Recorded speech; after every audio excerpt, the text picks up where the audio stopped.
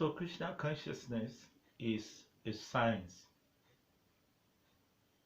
a spiritual science, not a religion. Krishna consciousness is far, far, far different from religion. Krishna consciousness is spirituality. Now, not to be mixed up with many of the things that are parading nowadays that are being called spirituality. First, what is spirituality? The word spirituality comes from spirit. So one whose life is propelled by the spiritual understanding of who he truly is, essentially. One who is operating and dealing with the day-to-day existential realities of life from a spiritual dimension. One who clearly understands that this body is just a covering, an encasement, a tool that I use to get by in my day-to-day existential temporary realities. But I am a spiritual entity, a spiritual being, beyond the mind, beyond the senses, beyond intelligence. That is a spiritualist. Because your sense of identity of you, who you are, pretty much determines how you function. It determines what you will consider your priorities.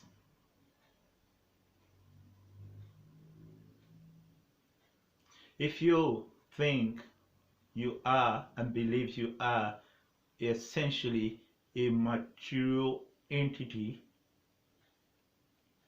that comes into being at some point and will expire at some point, then you kind of live your life the way the modern people talk about it. YOLO, they say, you live only once. You only live once. But if you understand that you are a spiritual entity that's always been and will always be,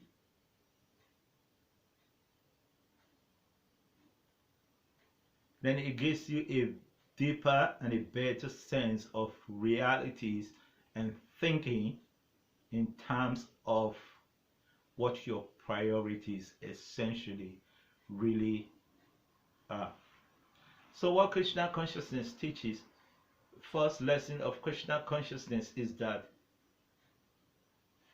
listen, you are not this body.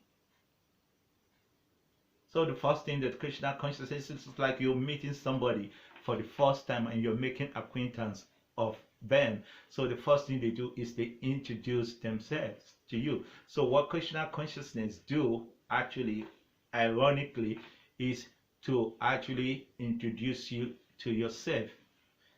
I mean, you think about it for a second. You're just meeting somebody and you're just about to tell them, you know, I am being introduce yourself, and they say, but wait a second. You mind me interrupting you? I know who you are. And they tell you clearly, adequately, accurately, articulately who you are and how much they know about you. Like they could literally trace your pedigree. That would be amazing, wouldn't it? It sure is. And that is what Krishna consciousness does. That's what Krishna consciousness, the first thing Krishna consciousness does is to introduce you to yourself.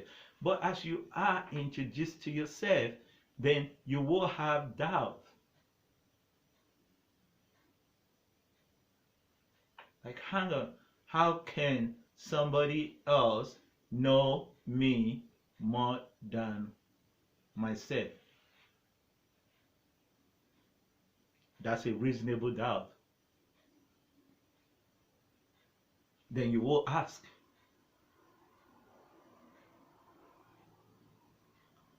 how can you know me more than myself? And then Krishna consciousness says,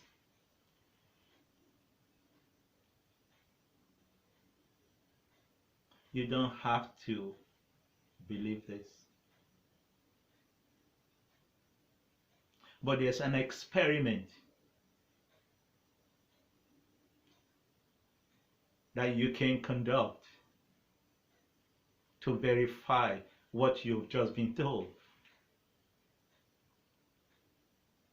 And just like every scientific process, it has its methodology. There is the hypothesis, and then it comes to theory, then it's experimented upon, and then the result is garnered, and then it is certified.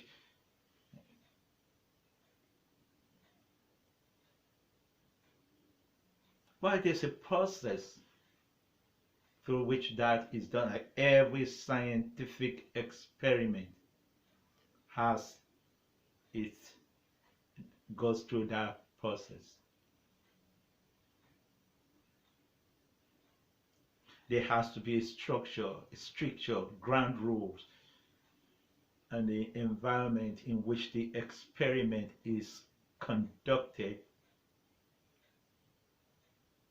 to facilitate the desired result. One quick example: one cannot, say for an instance, conduct an experiment on which one is brighter, a 40-watt bulb, electric bulb, or 100-watt bulb, outside and under a midday sun in the summer.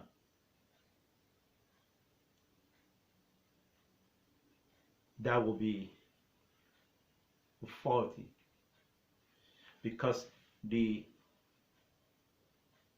light of the sun, which is brighter than the two electric light bulbs under experiment, will significantly interfere with the result. Therefore, experiments are conducted in a controlled environment so that the specific result can be achieved.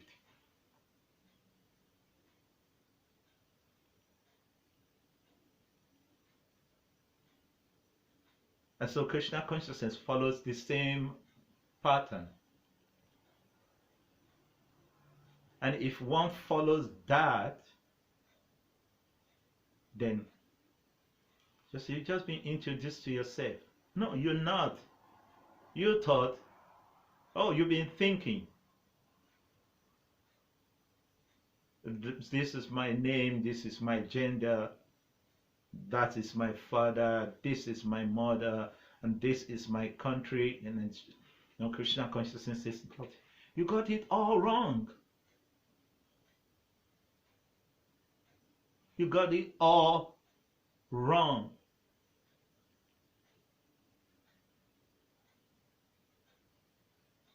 In one sense, you are right, but you're not rightly right, because what you do know about yourself and say about yourself are relative truth.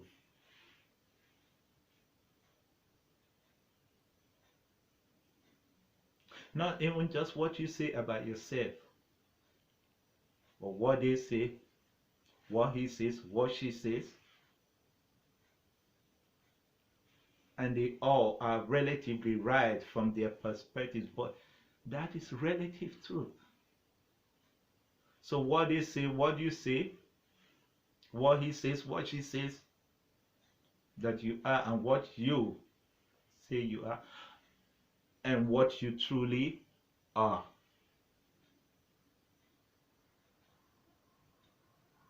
Because that which they say you are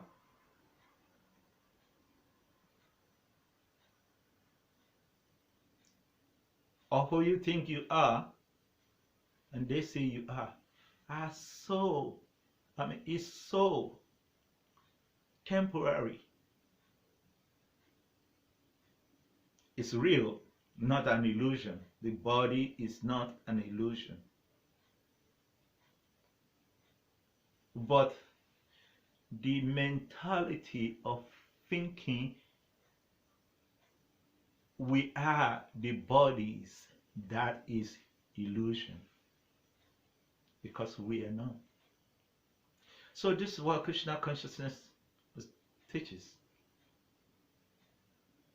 And then there is the scientific analysis of the bodily formation in terms of elements.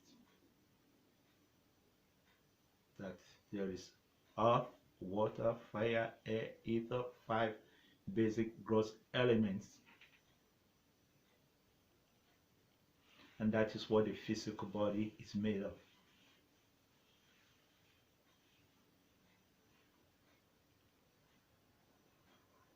Earth, water, fire, air, ether.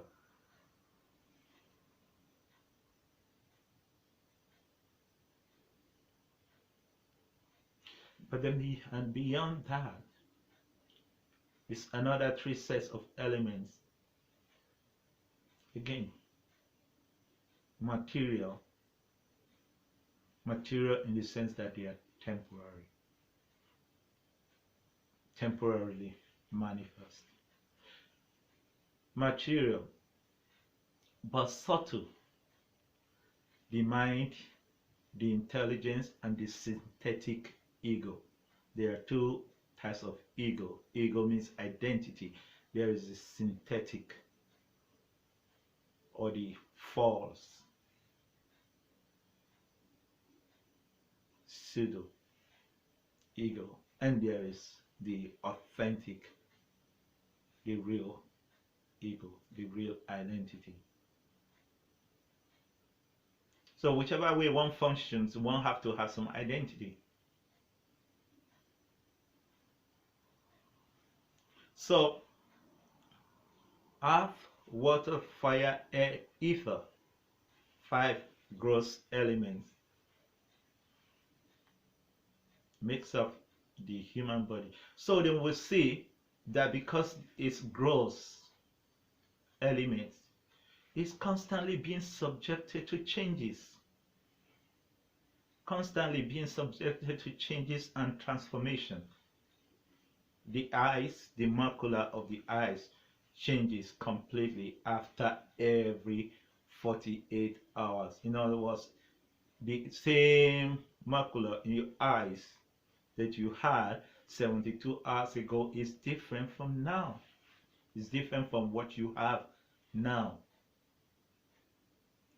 Quite imperceptibly different. But it's changed. And you didn't even know it. But you still identify my eyes.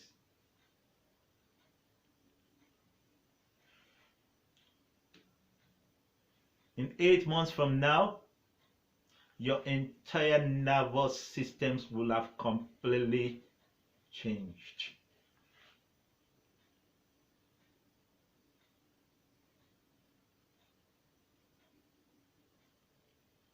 Eight months from now,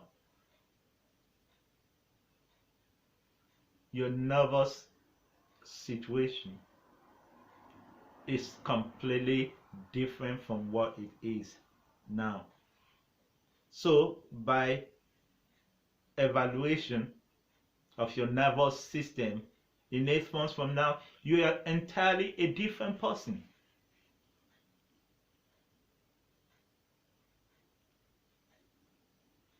"72 hours ago, the macula of your eyes was different from what it is now. In 8 months from now, your nervous system is completely changed. 8 weeks from now, your liver has gone through a complete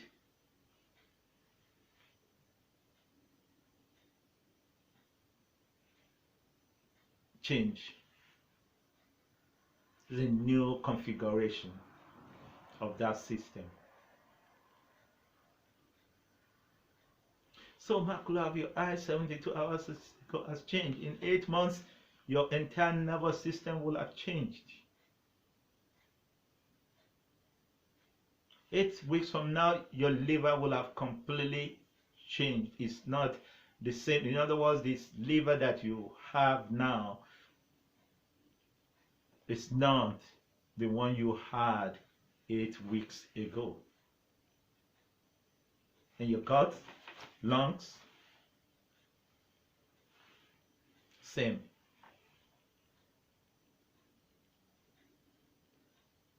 At a time T, it will have changed. Actually, in 3 weeks from now,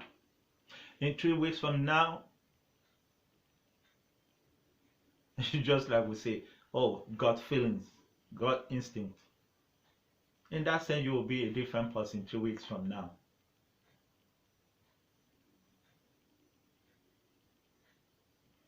And even the biggest organ in existence of human, the biggest organ, which is the skin, constantly change. How long does it take for the human skin to change? Of course, some people say actually that you don't wake up in the same skin. But we do know for a fact that scientifically, this biggest organ that we possess, the human skin, completely changes after every 6 weeks. All the cells go through transformation and change. So if you think you are the skin, in 6 weeks from now, you're a different person. So we're constantly going through these changes because this is the nature of the material elements. Is constantly going through different permutation and transformation and configuration.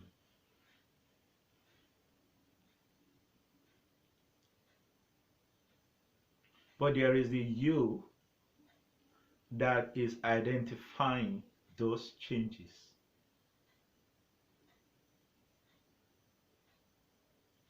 Because until we talk about it now, those facts were oblivious to us, that my skin changed in 6 weeks, the macula of my eyes is not the same I had 4 days ago.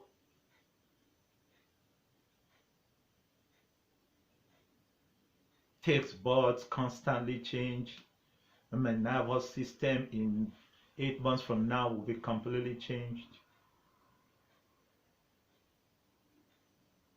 In fact, death or deterioration or diseases or illnesses occur when the ability of the body to go through that transformation and regenerate new cells starts declining or fail. So we're constantly changing. So if we're constantly changing, then who are we? Because then it simply means that the you that I knew 8 months ago, it's not the same you that I'm dealing with now. And it's not the same me that you're dealing with Now, so who are we really? And this is the answer that Krishna consciousness. So this is where Krishna consciousness starts from. The very heart of the matter. That you are not the physical body. You are a spiritual entity who identifies this body as his tool, but quite unfortunately has been over time misinformed and programmed and domesticated to now accept this body as the reality.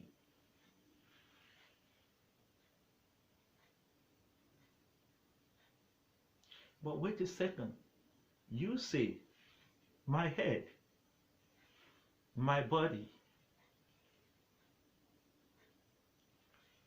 my mind, feeling fun in my mind today. So mine is a possessive pronoun. So who's that? Me. Who is that me that is observing all these changes? Because the vast majority of us, if we were shown our baby pictures, we couldn't even identify ourselves that was me. But it's us. So there is the stratum that is constantly changing over the substratum, the spiritual being.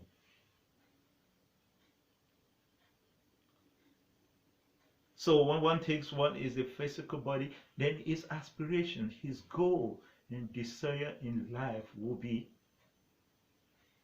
material, mundane. And the nature of material things is that they are temporary, full of disappointment, because the variables are always invariants. That's why they're called variables. Like we learned in economics class.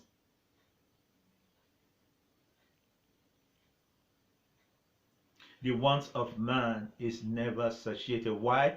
Because demand is always and always more than supply.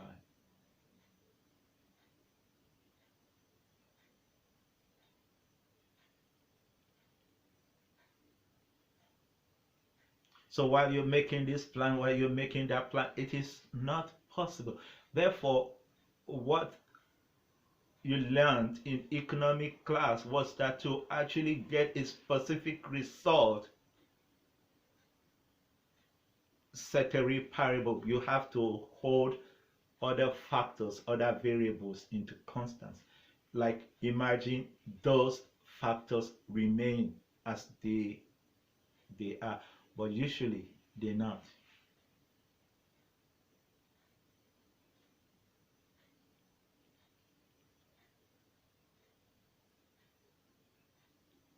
So what Krishna consciousness teaches is, no, this is not you.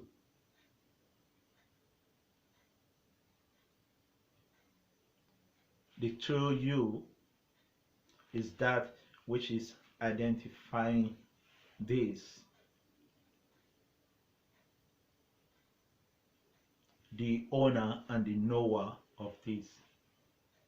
The spiritual entity, the soul. And so when one understands that, at least theoretically, then Krishna consciousness offers a methodology for certifying and validating that proposition.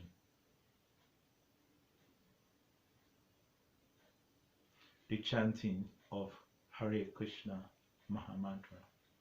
Hare Krishna, Krishna Krishna, Hare Hare, Hare Rama, Hare Rama, Rama Rama, Hare Hare.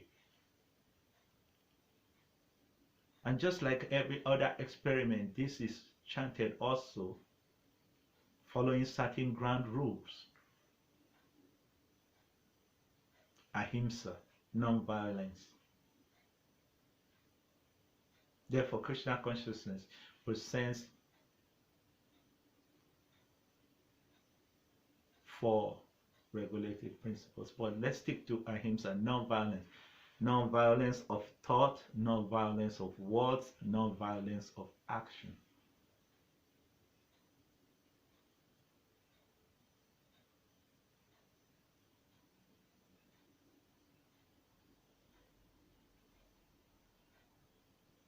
Sanctity of all life forms. Because that is the goal we're trying to achieve. Why sanctity of all life forms? Because now you want to realize the fact that despite the mechanical sophistication of the body of an ant is different from the body of a pigeon. The body of a pigeon is different from the body of a tiger. The body of a tiger is different from the body of a human, and even amongst human, the body of a man is different from the body of human.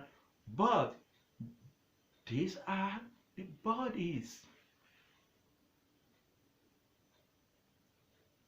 Like different people driving different cars, or different people living in different homes with different structures. But they are not their homes and they are not their cars.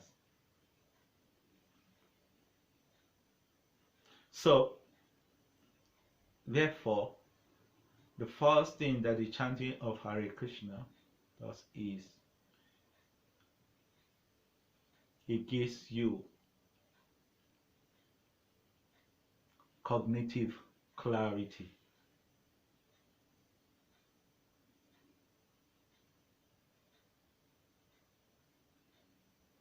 Because it starts cleansing, wiping off the dust.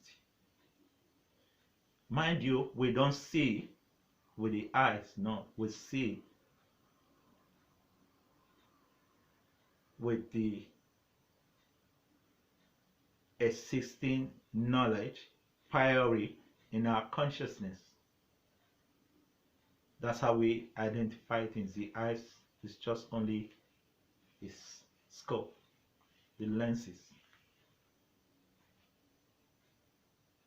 So Krishna consciousness starts cleansing your lenses,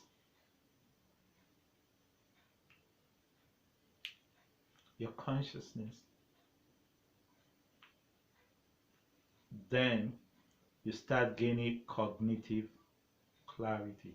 You start beginning to see creation exactly as it is. You start beginning to see yourself truly as you are. Indeed, it is said, this is the king of education. Mind you, the word education itself comes from the Latin word educare, to bring forth, to extract.